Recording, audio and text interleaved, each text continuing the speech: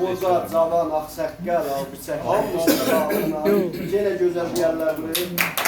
Ondan sonra asıqlarlar başlasın, dostumuz bir qayalardan Nəğmə Şərsən istəyir onu. Sağ ol.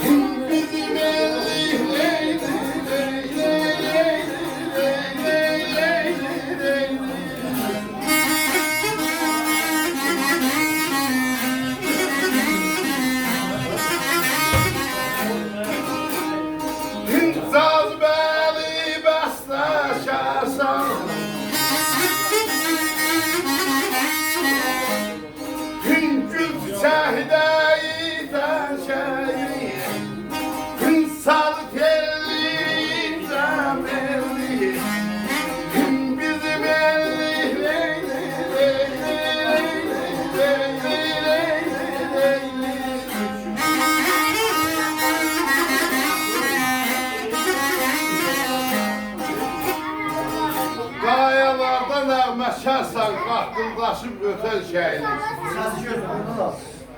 Cazibəli bəstəkarsan Gülçəkdə bitən şeyini Ayaqına köysü xallı Dili şirin ləbi ballı İşin gücü qiyli qallı Səksəkarlı yatan şeyini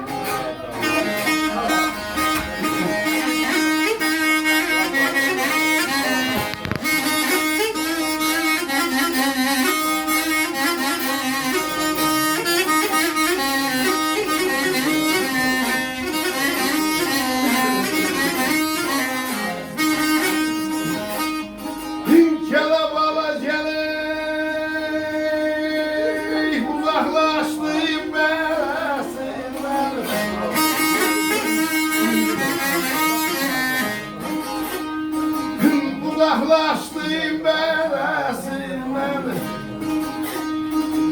Aymız ahver küsme senden Ay kaloğlu küsme senden Leyli leyli leyli leyli